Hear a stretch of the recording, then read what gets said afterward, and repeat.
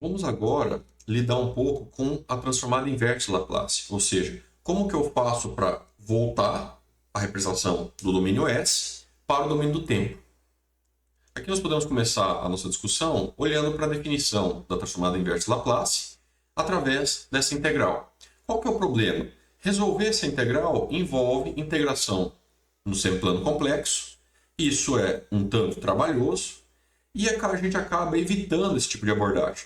Então, embora seja possível obter a transformada inversa aplicando aqui a função em S que nós queremos retornar para o tempo, não é a abordagem mais usual. Ela acaba sendo um tanto trabalhosa do ponto de vista matemático. Por conta disso, o que nós acabamos fazendo é utilizar esses pares que nós já conhecemos, dado que existe uma relação bionívoca entre o que acontece no domínio do tempo e o que acontece no domínio S. Então eu posso caminhar numa direção, assim como eu posso voltar. O estudo dessa integral e a resolução utilizando o método dos resíduos está fora do escopo dessa disciplina e não costuma ser abordado em disciplinas de sinais sistemas. Então, o que nós vamos fazer? A nossa ideia aqui é a seguinte: é explorar o conceito ou a propriedade de linearidade da transformada Laplace. O que ela diz para nós? Ela diz que se nós temos um sinal x1 de t, a transformada dele é x1 de s, tem um sinal x2 de t transformada x1 2 de s. Se eu somar dois sinais no tempo, eu tenho no domínio S essa soma também das duas funções. Existe uma relação de 1 para 1 entre x de t e x de s. Logo, o que eu tenho que fazer? Pegar uma função desejada, qualquer, fatorar ela na forma de termos conhecidos, de pares que nós já conhecemos, e depois eu faço, por inspeção, a transformação inversa usando essas relações, esses pares que nós já tabelamos. Então, o que nós vamos observar aqui? Nós temos uma dada função x de s. A ideia é fatorar essa função usando a expressão de frações parciais. Essa função ela pode ser fatorada de duas formas diferentes, dependendo se ela é uma função própria ou imprópria. Se ela é uma função imprópria, o que nós vamos perceber? Nós vamos perceber que a ordem do numerador é maior do que a ordem do denominador. Nesse caso, quando eu for fatorar, o que eu vou encontrar vai ser um conjunto de termos constantes que multiplicam s elevado a um dado k, mais um outro conjunto de termos que seria nesse formato aqui, a de k, s menos p de k.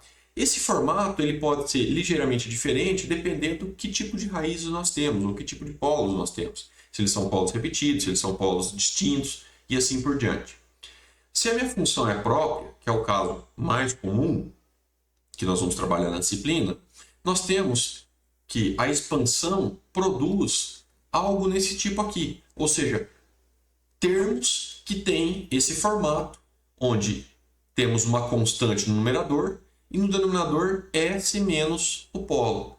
Observe que isso aqui se assemelha muito com um padrãozinho ou um formato que a gente já conhece, que é aquele e na menos at, u de t, tem como transformada 1 sobre s mais a. Observe que existe uma similaridade muito grande aqui. Logo, se eu encontro um termo desse tipo, a volta dele para o tempo, ou seja, o retorno dessa expressão em s para o domínio do tempo, vai produzir algo desse tipo aqui, e na menos at, u de t. Se vocês quiserem mais detalhes quanto a essa questão da expansão, de como que funciona, eu recomendo fortemente a leitura da página 39 a 48 do livro do Latte. Eu já falei isso lá no começo do semestre, quando eu comentei com vocês que seria importante revisar o capítulo de background do Latte. Essas páginas estão naquele capítulo de background. Para realizar essa expansão em frações parciais, ou seja, para realizar essa decomposição aqui, nós podemos utilizar o método de eliminação de frações, o método de Heaviside ou outras variações, ou seja, o método de Heaviside com atalhos e assim por diante. Esses métodos todos foram discutidos lá no capítulo de background do Latte. Vocês já devem ter usado, inclusive, esses métodos em alguma outra disciplina, talvez não com um nome claro de Heaviside, mas é a mesma coisa. Então, recomendo fortemente a leitura.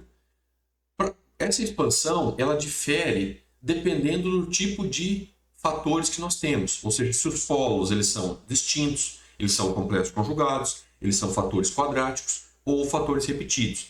dependendo do que acontece ali, você vai ter que expandir de forma levemente diferente.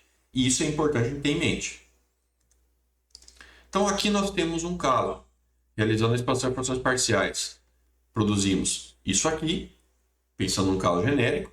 E aí, se os fatores são distintos, o que eu observo? Eu observo termos desse tipo, uma constante sobre S menos P de K. Logo, a transformada inversa disso vai ser alguma coisa do tipo A de K, ou seja, a própria constante que está ali no numerador, vezes a exponencial do polo elevado a t, vezes o de t. Então esse é o formato que nós vamos voltar para o tempo. Se eu tenho fatores repetidos, observe que no denominador eu tenho S menos o polo elevado a N, então seriam fatores repetidos. Quando eu volto com isso para o tempo, o que eu observo? Eu observo que aquela exponencial que a gente tinha antes, E na P de K, T ou de T, ela agora tem um outro fator aqui na frente multiplicando ela, uma outra constante, que seria o A de K, T elevado a N, N menos 1 fatorial. Então eu recomendo fortemente que vocês façam alguns exemplos para fixar isso aqui.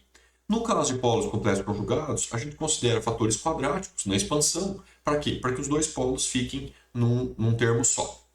Então vamos fazer um exemplo aqui, só para dar uma fixada nesse conceito. Então o que nós observamos inicialmente? Nós temos dois polos, um polo menos 1 e um polo menos 3. Logo, os dois fatores são distintos. Então se a gente for pensar em expansão, levando em conta fatores distintos, nós teríamos A sobre S mais 1 mais B sobre S mais 3. Logo, resta determinar os coeficientes A e B. Como que eu faço isso? A vai ser o que está no denominador aqui, S mais 1, que multiplica o meu x de S, e eu avalio esse resultado na direção daquele polo que está sobre o A, ou seja, menos 1. Então, nós teríamos aqui alguma coisa do tipo S mais 2 sobre S mais 3, e avaliar isso aqui na direção daquele polo, S menos 1. Então, aqui seria menos 1, aqui seria menos 1. Nós teríamos, então, no numerador, menos 1 mais 2 vai ser 1. E no denominador, menos 1 mais 3 vai ser 2. Então, está ali o primeiro coeficiente a ser determinado. Para o B, o raciocínio é o mesmo. O que está no denominador, que é o S mais 3, multiplica o meu x de S. E eu olho o resultado disso na direção daquele polo, ou seja, na direção do 3. Então, nós teríamos aqui S mais 2 sobre S mais 1. E avalia isso na direção do polo, que seria o S tendendo a menos 3. Logo, aqui aparece menos 3, aqui aparece menos 3, então eu teria menos 3 mais 2 seria menos 1. Menos 3 mais 1 seria menos 2. Logo, esse menos com esse menos cancela, vai ser 1 sobre 2.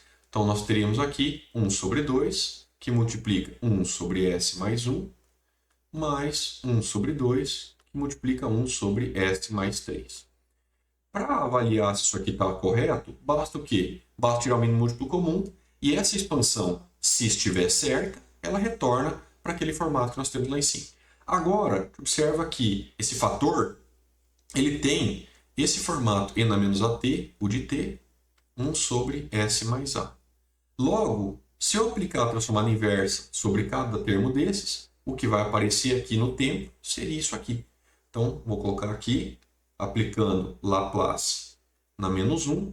Nós concluímos, portanto, que o nosso x de t ele seria 1 sobre 2, e na menos t o de t, dado que aqui é 1, então no lugar do A vai aparecer 1, mais 1 sobre 2, e na menos 3t o de t. Então, com isso, nós acabamos de obter a representação no tempo desse nosso sinal que estava antes no domínio S. Ou seja, nós tínhamos uma função no domínio S e recuperamos agora a representação dele no tempo. Obviamente que, se eu quiser aplicar a transformada de Laplace em cima disso, eu tenho que voltar para aquela expressão que nós tínhamos lá em cima. Observem que nesse primeiro momento eu não me preocupei com a região de convergência, embora a região de convergência, nesse caso aqui, seria RE de S maior do que menos A, ou seja, satisfaz o que está aqui. É um sinal puramente causal. Nos próximos, eu vou dar uma ênfase para isso.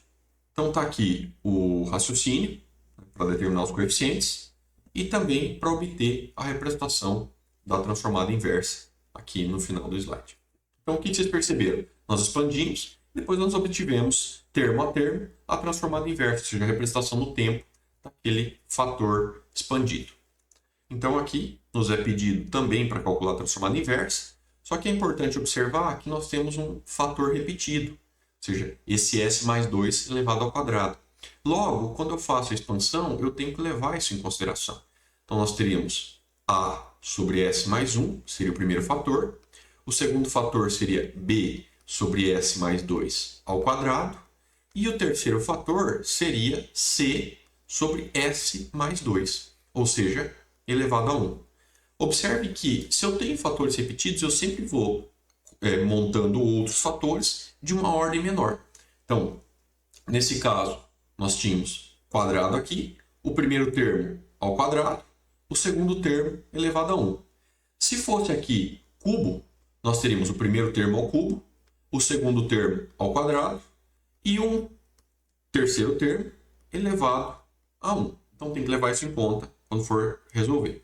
Vamos voltar aqui para o nosso caso do exemplo. Como é que nós fazemos então? Para calcular o item A, seguimos o que a gente já vinha fazendo antes. Então, A vai ser S mais 1, x de S, e eu avalio o resultado disso na direção do polo, que é o S menos 1. Então, nós teríamos aqui 3S mais 4 sobre S mais 2 ao quadrado, e isso olhando na direção do polo. Então, nós teríamos no numerador menos 3 mais 4, que vai dar, vou colocar aqui do lado, né? Menos 3 mais 4 vai dar 1. E embaixo nós teríamos menos 1 mais 2, vai ser 1 ao quadrado, 1 também. Logo, o primeiro coeficiente é 1, ou seja, aqui vai ser 1. Para calcular o item B, mesmo raciocínio, S mais 2 ao quadrado, x de S, e avalia isso na direção do polo, ou seja, para S tendendo a menos 2.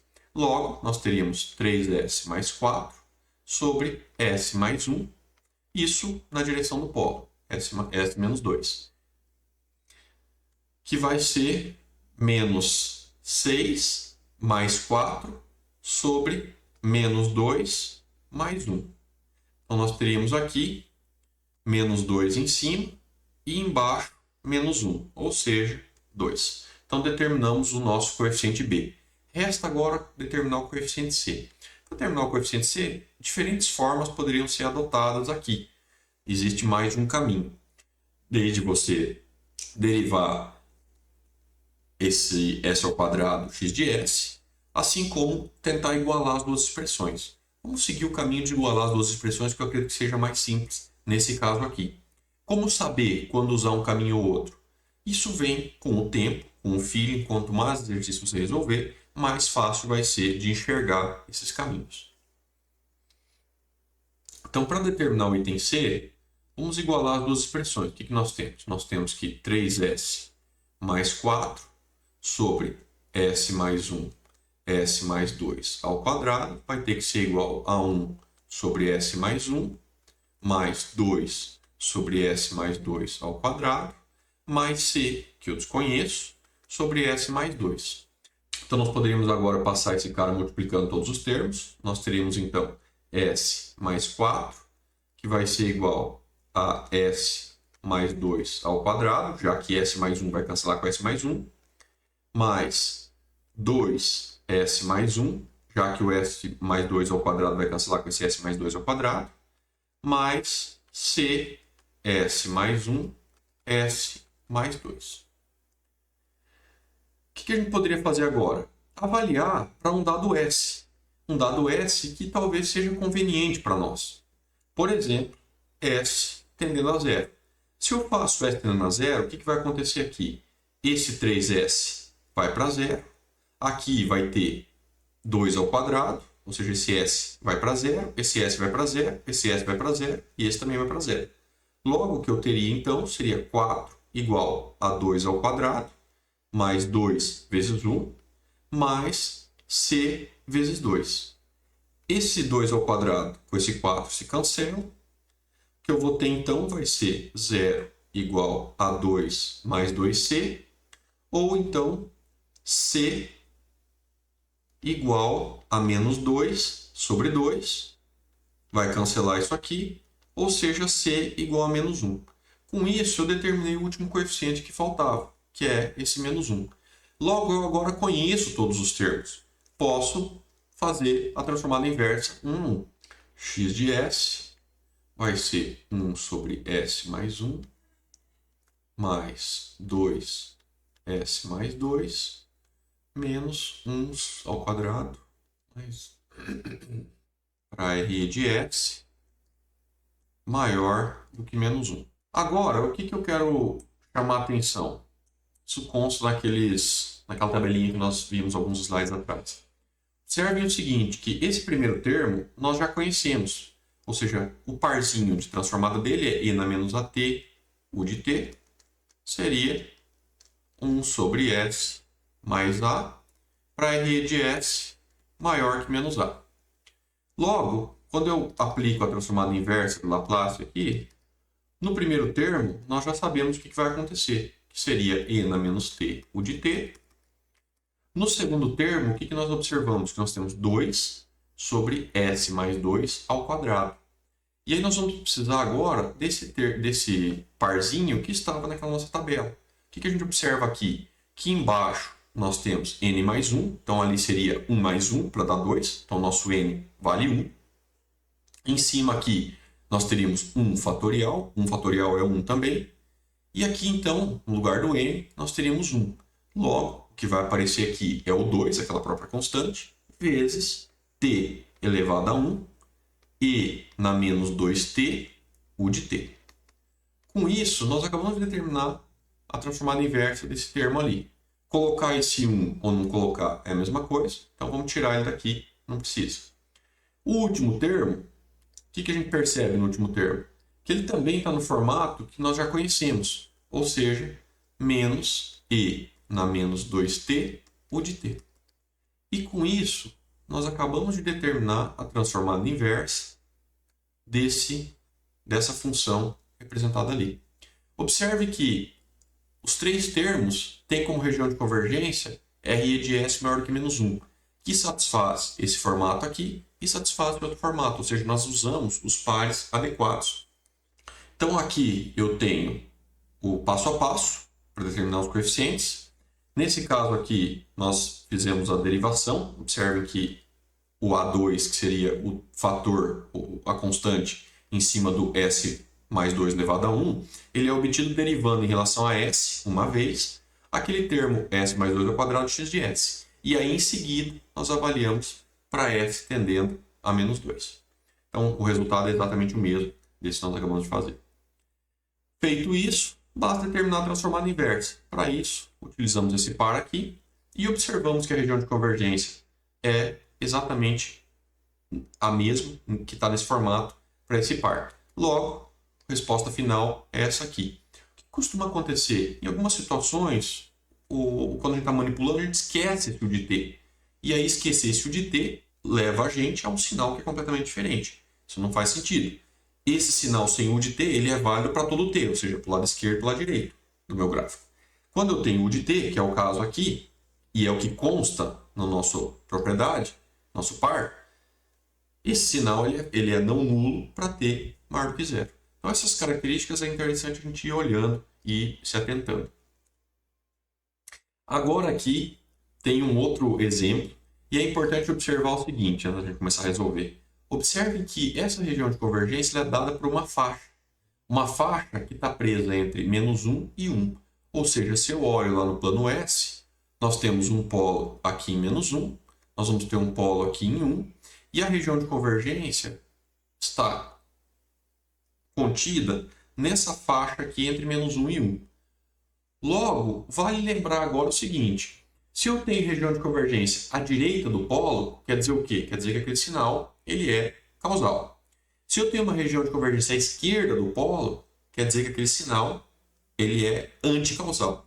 E se eu tenho uma faixa, quer dizer que o sinal que eu estou operando ele é um sinal não causal. Ou seja, tem uma parte causal e tem uma parte anticausal. Resta a gente descobrir agora quem é quem ali nesse contexto. Vamos então resolver isso. Essa expansão, todos os polos são distintos, logo, todos os termos vão ser fatores distintos. nós teríamos A sobre S mais 1, mais B sobre S menos 1, mais C sobre S mais 2. O A seria dado por S mais 1 x de S, e aí avalia o resultado disso na direção do polo, ou seja, para S tendendo a menos 1. Isso seria o quê? Seria então menos 5S menos 7 sobre S menos 1, S mais 2, para S tendendo a menos 1. O que eu teria aqui então seria 5S, 5 vezes menos 1, isso aqui vai dar 5, 5 menos 7, aqui nós teremos menos 1, menos 1. Então, o que vai acontecer aqui? Vai ser 5 menos 7 sobre menos 2 vezes 1. Ou seja, menos 2 sobre menos 2 vai dar 1 para o coeficiente A. Para o coeficiente B, nós teríamos então S menos 1 x de S, para S tendendo ao polo. Nesse caso, o polo é 1.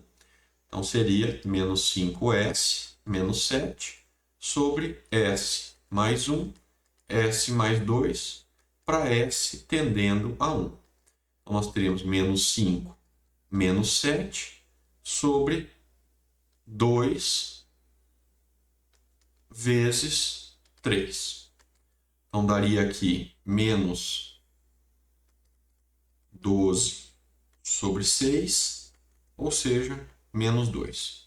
Então, nós temos o coeficiente A, que ele vale 1, o coeficiente B vale menos 2, resta determinar o coeficiente C. O que seria o C? O C seria S mais 2 x de S, para S tendendo a menos 2. Logo, eu teria menos 5S menos 7 sobre S mais 1, S menos 1, para S tendendo a menos 2. Logo, nós teríamos aqui menos mais 10, menos 7, sobre menos 2 mais 1, menos 2 menos 1. Ou seja, nós teríamos, portanto, 3 sobre 3. Então, vai ficar 1 aqui. Com isso, nós determinamos o coeficiente C, e esse coeficiente C vale 1. Resta agora, então, determinar qual seria a transformada inversa. Vamos abrir um novo slide. Nós temos, então, que o x de S ele é 1 sobre S mais 1, menos 2 sobre S menos 1, mais 1 sobre S mais 2. Para a região de convergência, que vai de menos 1, menor do que a rede de S, menor do que 1. Resta agora avaliar quais seriam as possibilidades aqui. Um ponto importante que vale de lembrar é que a região de convergência nunca inclui polos. Então, o que nós temos aqui? Nós temos que a região de convergência ela tem que ser menor do que 1.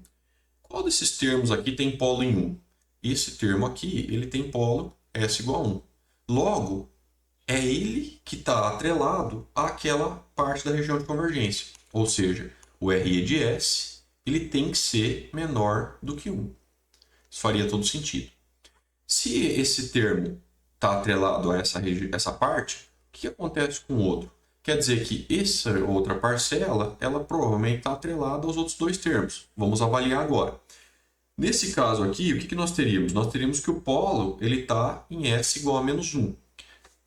Região de convergência nunca inclui o polo, mas é delimitada por ele. Logo, esse fator aqui, ele teria então como região de convergência RE de S maior do que menos 1. Beleza, então faz sentido para os dois primeiros casos. E esse caso? Nesse caso, o que a gente pode perceber? Que o polo ele é S igual a menos 2. Se o polo é S igual a menos 2, para que a região de convergência faça sentido aqui, ela tem que também satisfazer esse caso do sinal causal, ou seja, RE de S maior do que menos 1. Por que isso? Vamos avaliar aqui agora no gráfico. Então, nós temos o seguinte. Nós temos um polo em 1, um polo em menos 1 e um polo em menos 2. Beleza. Para o primeiro termo ali, ou seja, para esse caso, o que a gente percebe? Que a região de convergência tem que ser à esquerda desse polo, ou seja, ela se estende aqui para a esquerda. Perfeito. Até aí, sem grandes emoções. Agora, vamos pensar nesse outro caso aqui. Essa região de convergência desse S mais 1, ela está à direita desse polo de 1. Então, ela vai para a direita. E a gente sabe que a região de convergência é a intersecção entre as regiões de convergência individuais. Ou seja, isso aqui seria a região de convergência final, ou seja, dada pela intersecção. Se porventura esse meu polo, que está em menos 2, tem região de convergência à esquerda, observe que não teria intersecção entre essa região e essa aqui. Logo, não faz qualquer sentido, porque a região de convergência é dada pela intersecção entre todas elas. Isso implica que a região de convergência não pode se estender para a esquerda, ela tem que obrigatoriamente se estender para a direita. Ou seja, a única região que faria sentido aqui é o fato de que essa região que está no polo 2, ela se estende para a direita. Com isso, o que eu percebo? Eu percebo que a intersecção de todas as regiões de convergência, ou seja, de cada termo desses, está nesse intervalo que vai de menos 1 a 1. Isso implica o quê? Implica que a região de convergência desse último termo, obrigatoriamente, tem que ser RE de S maior do que menos 2, ou seja, ela tem que ir para a direita do polo. Feito isso, ou seja, feita essa análise, o que a gente percebe? Os dois primeiros, esses dois termos aqui, ou seja, esse e esse, tratam de uma parcela causal, enquanto que esse termo aqui trata de uma parcela anticausal.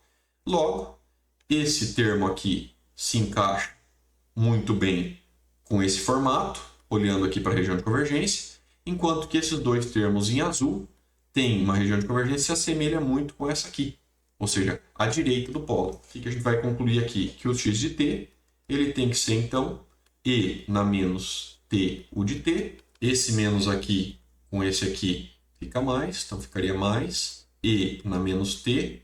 Tem um 2, multiplica por 2. U de t, aqui é mais E na menos 2t, u de t. Então, com isso, nós obtivemos aqui a transformada inversa daquele x de S, levando em conta agora a região de convergência especificada.